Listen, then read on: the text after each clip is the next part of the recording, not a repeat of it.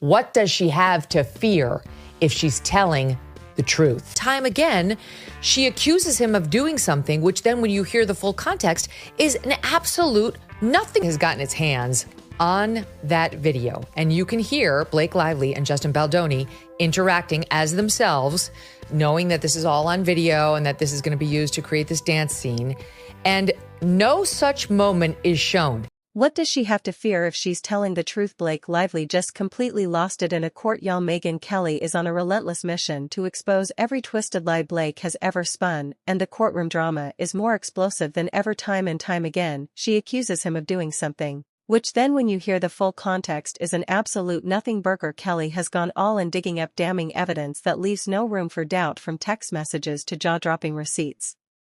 Megyn's legal team is bringing it all to the table, and Blake, she wants us to believe this is actionable harassment. She's in full panic mode with the truth pouring out. It looks like Blake's carefully crafted facade is crumbling faster than anyone could have imagined. TMZ has gotten its hands on that video, and you can hear Blake Lively and Justin Baldoni interacting as themselves, knowing that this is all on video and that this is going to be used to create this dance scene, and no such moment is shown. So buckle up, we're about to dive into the wild, wild west of the Justin Baldoni and Blake Lively drama, and trust me, it's got even weirder. Remember that key allegation in Blake's complaint? She claimed that Justin crossed a line during a scene where they were supposed to be filming a silent montage. According to her, he leaned and whispered something suggestive, and then, well, let's just say he got a little too handsy. But guess what? TMZ got their hand on that video, and it tells a very different story. Oh my gosh, we don't shut up. And Emily and I have these moments staring. Blake and Justin are clearly acting for the camera, flirting, giggling, and even nuzzling each other. It's playful, it's suggestive, but it's all in the spirit of the scene. And says, am I getting bearded on you?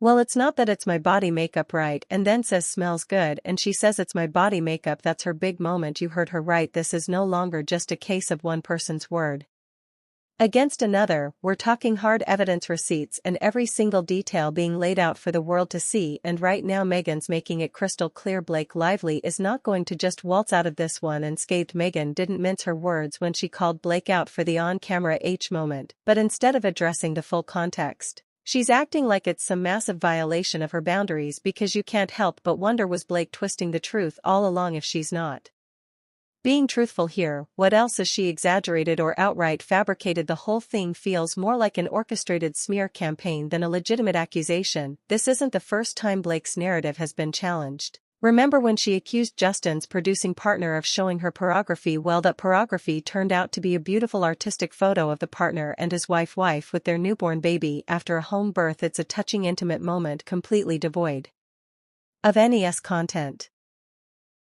Nothing inappropriate, nothing remotely close to what Blake's been describing. This pattern of misrepresentation is starting to become a disturbing trend. Blake's own text messages have surfaced, and they paint a very different picture of her relationship with Justin. She's the one initiating contact, sending flirty messages, and even inviting him over while she's breastfeeding. It's a complete 180 from the image she's trying to project. Time and time again, she accuses him of doing something which then, when you hear the full context, is an absolute nothing burger. As Megyn Kelly pointed out, Blake's behavior doesn't line up with her own accusations. She's been calling the shots in the media, leaking information, and attempting to paint herself as a victim in this entire ordeal. It seems like she's been trying to rehabilitate her image after it took a serious hit last summer thanks to some videos that made her look well less than gracious. Now let's talk about the lawsuit. Blake's filed a complaint against Justin claiming SH and retaliation, but Justin is fired back with his own counter-suit accusing her of trying to silence him and damage his reputation, and he's not afraid to fight back. Blake went from leaking this whole thing to the New York Times to now trying to shut down any leaks from Justin's side. She's demanding a gag order, claiming he's trying the case in the media.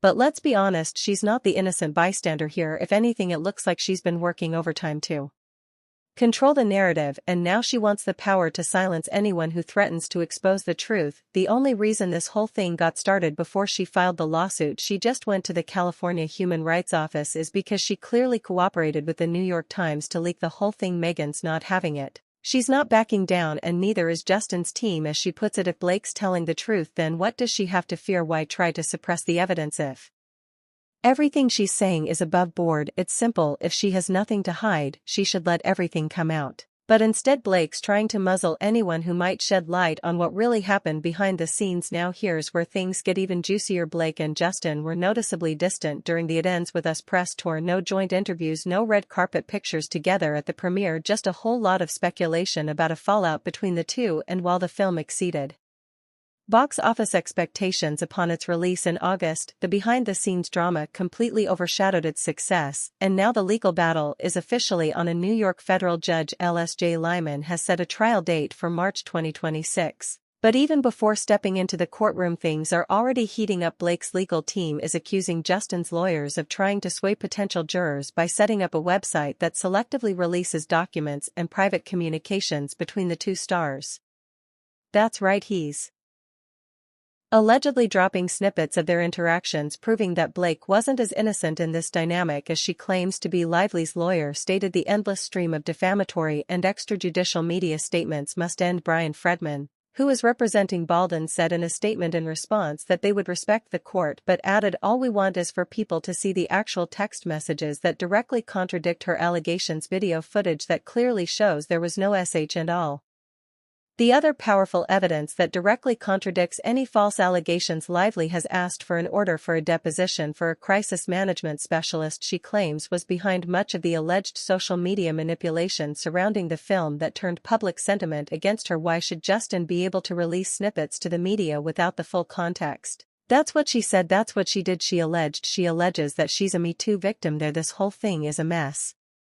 And it's only getting messier. Blake is trying to paint herself as a victim, but the evidence is starting to pile up against her, and Justin is fighting back, determined to expose the truth. "I will happily participate in releasing any further leaks that they have, because the truth should be out there." The tension between Justin Baldoni and Blake Lively has taken another explosive turn. And this time it's all laid out in the open. If you thought the drama couldn't get any juicier, buckle up, because this is where things get messy. Remember, we're just coming off Blake's allegations in the New York Times about Justin's alleged age and a supposed smear campaign against her. Well, Justin is fired back, not with words but with receipts, and let me tell you, these receipts are not the kind you casually misplace in your wallet. They're the kind that could rewrite the entire narrative Blake tried to sell to the public. So here's where it gets wild. Justin and his team promised to be an open book, and boy did they deliver. According to TMZ, Justin has released private communications with Blake, including a nearly 7-minute voice memo he sent her at 2 a.m.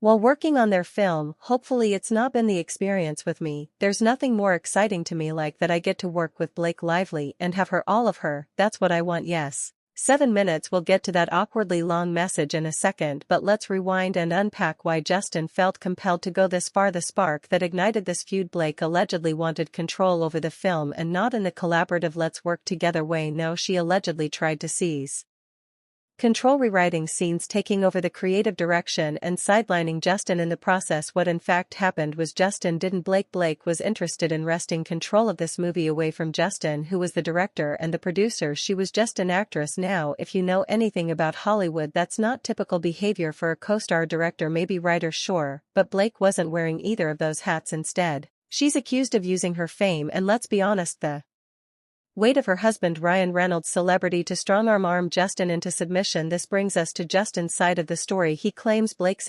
allegations were not just false, but a strategic move to shift the spotlight off her own alleged power plays. In his words, "She tried to steal the movie and he bent over backwards to accommodate her many demands." And then there's the voice memo. Oh, the voice memo. Imagine getting a 7-minute apology at 2 a.m. from someone who's supposedly hanging you out. Isn't it? Justin's message is dripping with desperation. He's apologizing, grailing, and let's be honest, making it crystal clear he's terrified of upsetting Blake and Ryan. "I'm really sorry, I for sure fell short, and you worked really hard on that." At one point he even jokes about her having a baby on her boob while listening to his rambling. Who records and saves something